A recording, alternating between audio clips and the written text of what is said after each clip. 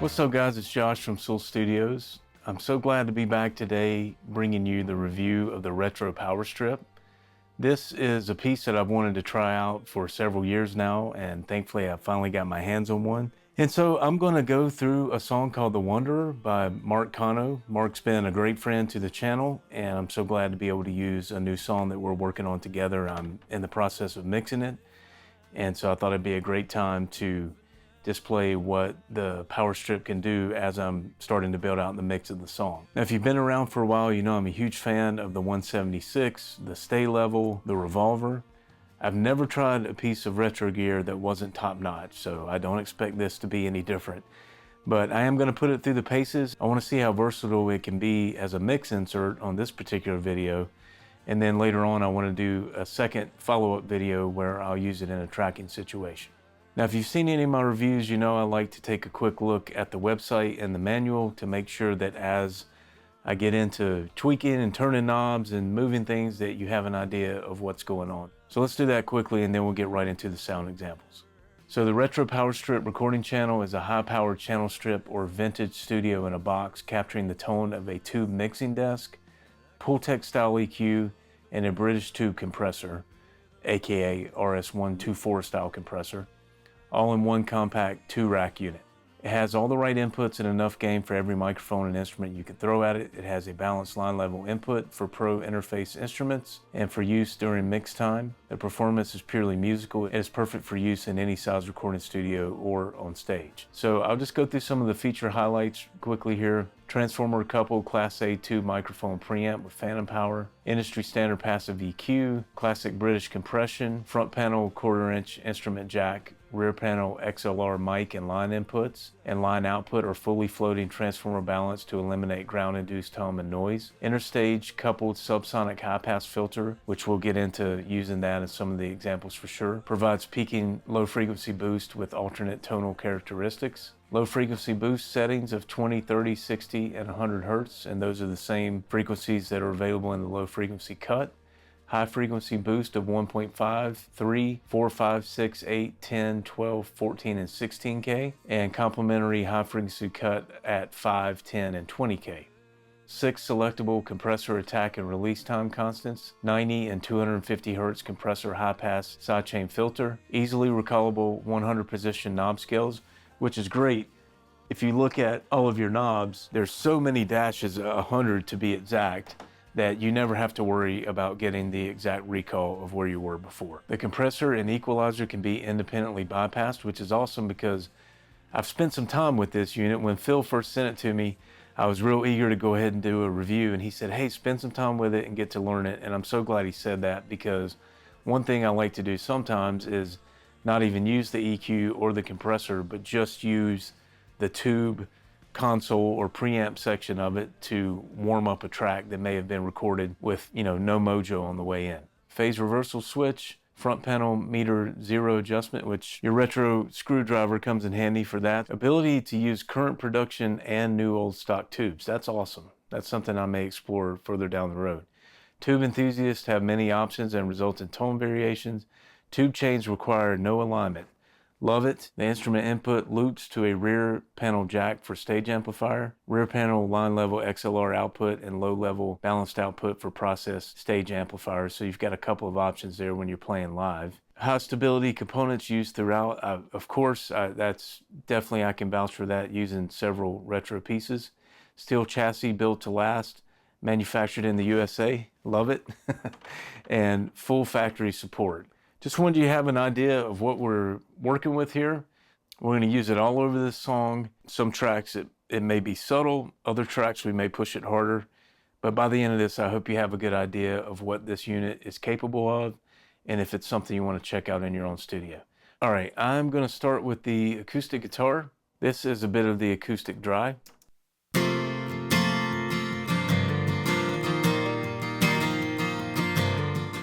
All right. Let's run it through the Powerstrip, and I'm just gonna go with what I'm feeling, and along the way I will try to show all the compressor settings, different EQ options, and by the end of this you're gonna know what this unit's capable of for sure.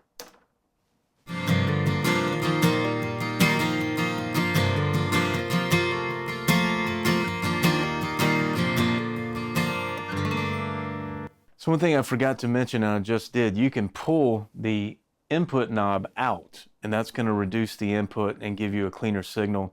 And where this comes in handy is there's no threshold control for the compressor, but if you pull that knob out, you're going to hit the compression less and just have a cleaner overall sound.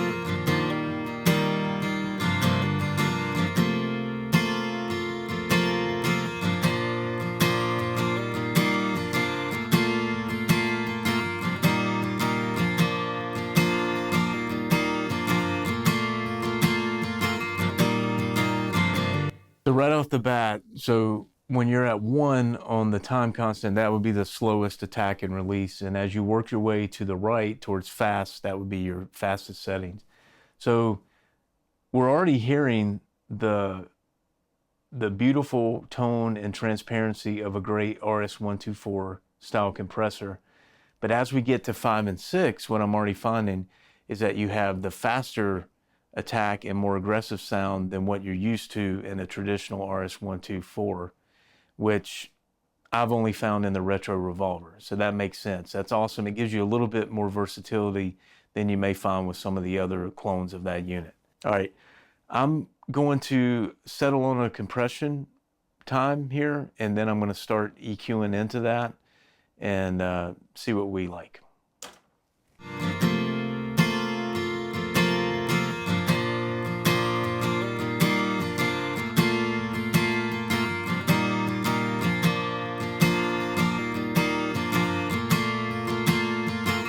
So I think I actually like the fastest setting, and the reason being this is a full band song. It has electric guitars, drums, bass. So as we build out the song, I think you'll understand why I'm going here. And obviously I wouldn't mix and solo like this normally, but I already have a decent idea of the song. I've been playing around with the Powerstrip, so I've cheated a little bit. But I think this song is going to benefit from what I'm using this fastest setting for, is to make it sound almost like it was played a little bit harder than it actually was, which is cool because it still stays pretty transparent, but it's just bringing an energy that I want to pull out of the track.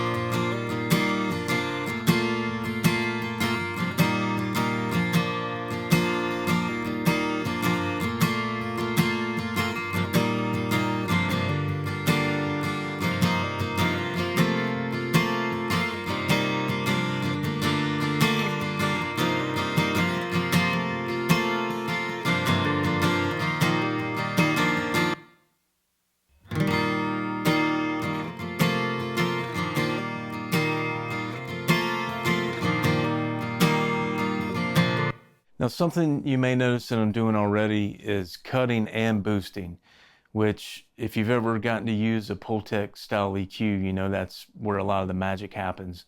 And when you look at a channel strip like this and you see just a low frequency and a high frequency boost and cut, you may think, well, that might not be enough if, you know, I have a problematic vocal or acoustic guitar or something. I like to kind of, when I hear something like that with this style EQ that I want to cut a little bit, I almost like to cut a little further than what I would and then bring a little bit back with the boost, because you just get this interesting, like, different thing than if you just straight up cut with a parametric EQ or something like that, for example. All right, let's settle on an acoustic sound that's going to be a keeper here. Then we're going to move on to other instruments.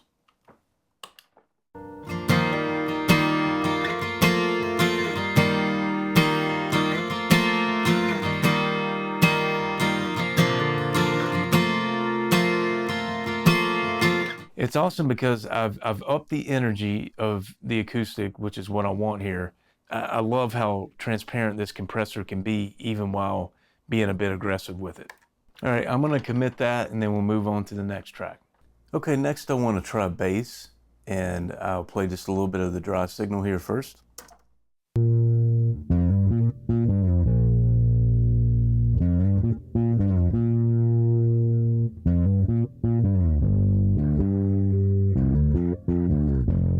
So as you can hear, already a good bit of grit on it. So first I'm going to experiment with just the tube console or preamp section of the Powerstrip and just see what we can do there.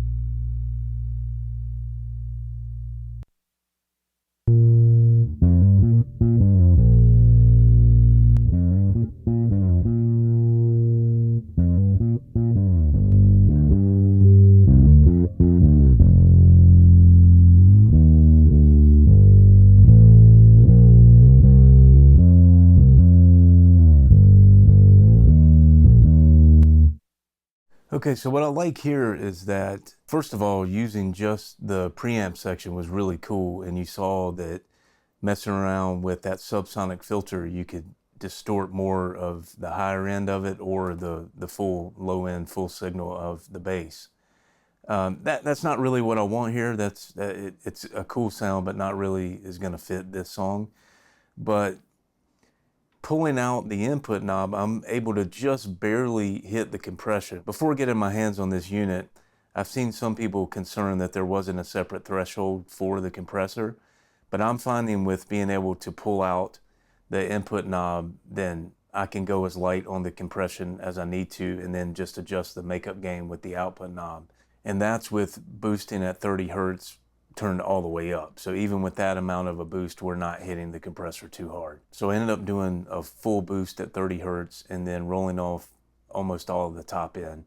And the reason being, this bass line walks around quite a bit, and so I really want it to be smooth. I messed around with boosting some 1.5K, which I like on bass in some situations, but I don't really want any attack. I just want it to be a really smooth 70s kind of vibe. So let's go ahead and commit that, and then we'll move on to experimenting with drums. Okay, let's see what we can do on kick drum. First, a bit of the dry signal.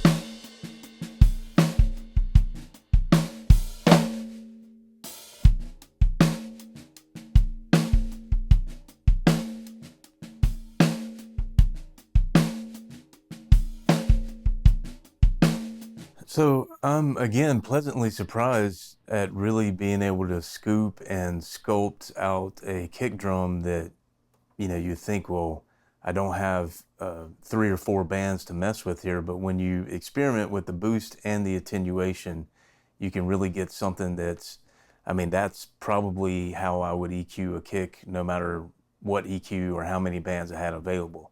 So that's awesome. Let's commit that, and then we'll go ahead to snare next.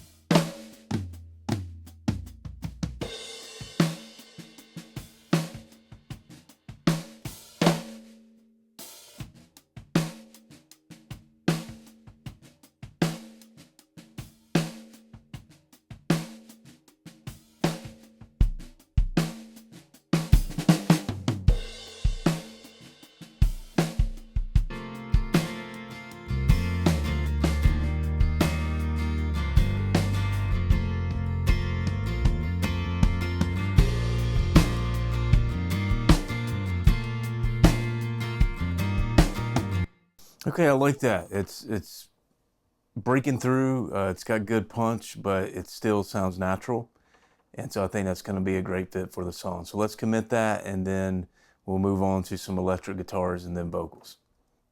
Okay, per usual, when I get a piece of especially retro gear, I hit record. I feel like I've been playing around for 15 minutes, and I load the video in the laptop to edit, and it's an hour long.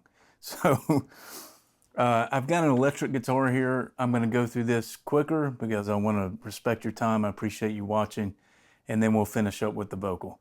I get a lot of software guitars these days to mix. It's just more and more over time. You know, it's difficult for a lot of people to record amps in their home studio space. And so I think I've just found my new favorite use for the Powerstrip. So let's listen to a little bit of this cleaner guitar, and then I'll show you what I did. I'll show you the settings. I'm not going to do them in real time to try to cut this video down a little bit. But first, here's the dry guitar, which is a universal audio amp simulation.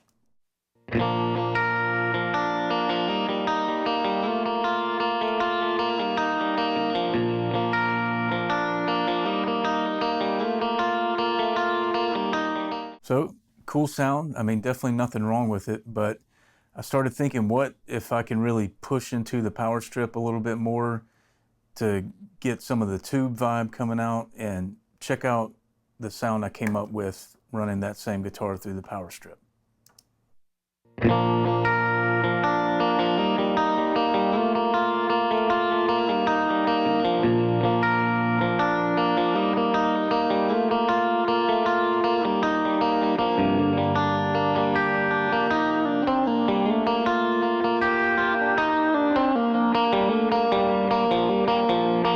So having the versatility of only compressing 250 hertz and above, and pushing the input a little bit, sculpting with the EQ a little, I mean, that is a warm, fat guitar sound that I would love to be the starting point. So one of the biggest ways I'm going to use this moving forward is a lot of the amp simulation guitar tracks I get are going to hit this before I start mixing, and it's going to make my life a lot easier.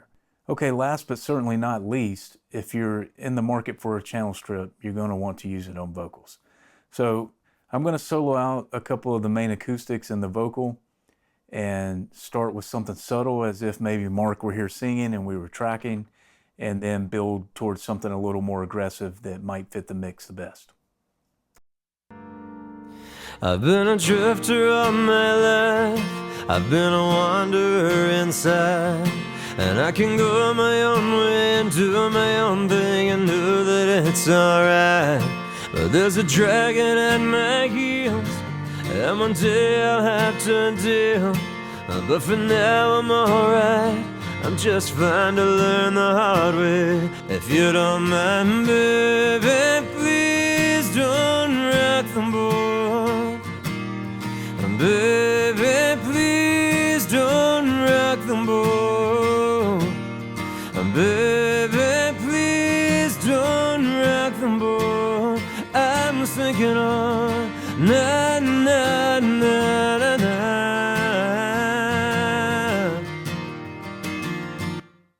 I've been sticking to my guns, I've been a father to my sons, I've been a prisoner of time, but in my own mind I've never hurt no one.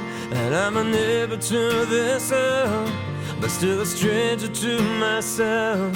And I can see the doorway, but not the runway. I pray the Lord I just might one day. Baby, please don't rock the boat. Baby, please don't rock the boat. Baby, please don't rock the boat. I'm thinking on na na na na na.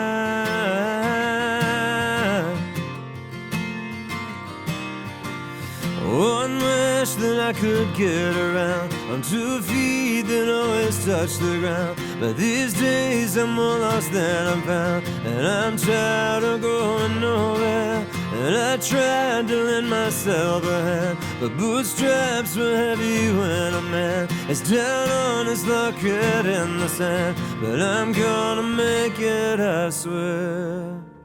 Let's work on a more aggressive vocal sound, push it a little bit and see what we can get. So first, what I've dialed in on the vocal, I've cut a little at 100.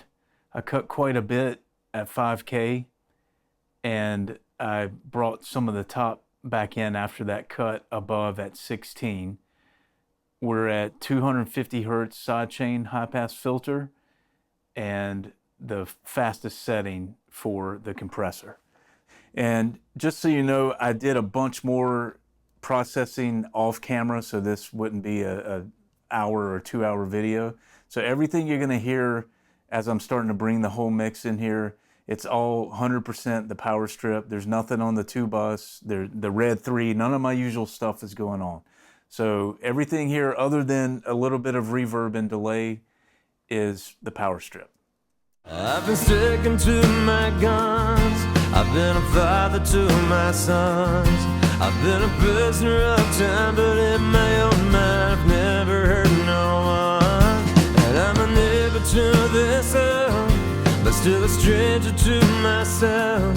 And I can see the doorway, but not the runway. I pray the Lord I just might one day, baby, please don't wreck the boat. Baby, please don't wreck the boat. All right, so one last thing I'll do before I go. I have to try some of this tube saturation on the vocal. It's always stuck in my mind, the appeal of some of the vocals of the 60s and Motown and some of that stuff. Some of the coolest vocals, it actually saturated just because of the limitations of the recording formats at the time or whatever. But it sounds cool, and I think a lot of times in modern music, we sort of idolize clean, and I'm not so sure that our ears like that so much. So let's push it a little bit, dirty up the vocal. Not something I'm gonna do on this mix probably, but I'm just curious, so let's check it out. And I can go my own way and do my own thing and know that it's alright. But there's a dragon at my heels, and one day I'll have to deal. But for now I'm alright, I'm just trying to learn the hard way. If you don't mind, baby, please don't rock the boat. And baby, please don't rock the boat. And baby, please don't rock the boat. I'm sinking on, na na na na na.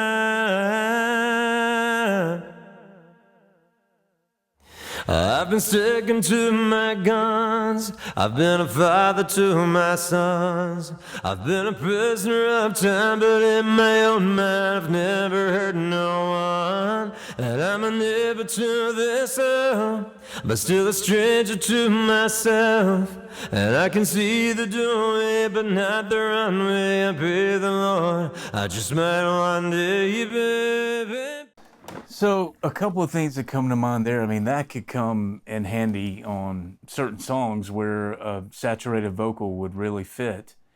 And another thing is that when you're tracking with this, I think you can confidently push for the sound that you want a little more than you can with maybe a preamp that you're used to using. The preamp section of the Powerstrip, I can confidently say, distorts or saturates in a more pleasant way than any preamp I've personally ever used. What I was able to do on the bass and the kick and snare and the vocal, even on the electric guitar, some of my favorite preamps, it's like good and then it's the point of no return and it sounds terrible all of a sudden.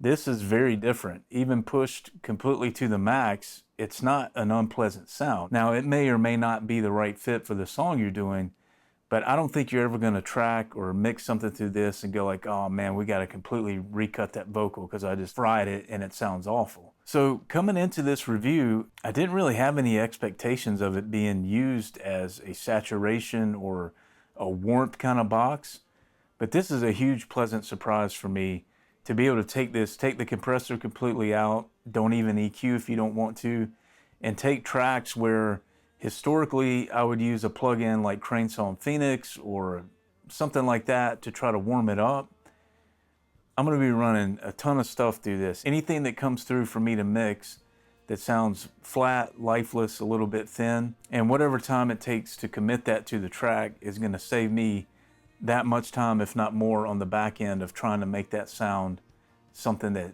has some life and some fullness to it. So if you've watched this to the end, I want to thank you. I appreciate your time.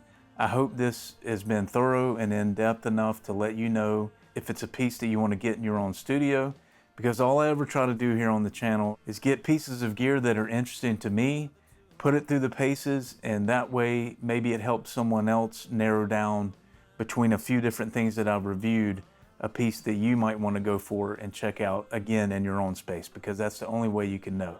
But if you're in the market for a channel strip, particularly if you want something with character and vibe, and it's going to do things that you're never going to get in a plug-in, I think this is something you should definitely try, because this thing is just vibe for days, whether it's the tube section, the Pultec style EQ, or the RS-124 style compressor. There is no shortage of character and warmth in the Powerstrip. So thanks for watching this.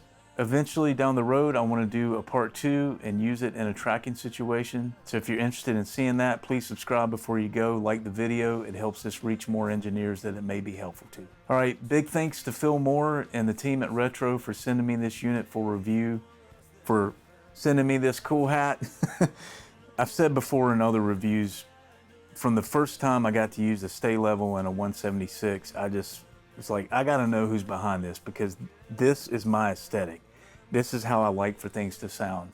And leading up to this review, I was lucky enough to get to speak to Phil on the phone for a little while. We had a great conversation, and getting to know the man and the story behind the gear a little better just makes me appreciate them all the more. So as always, I really appreciate your time. Thanks, and I'll see you again soon.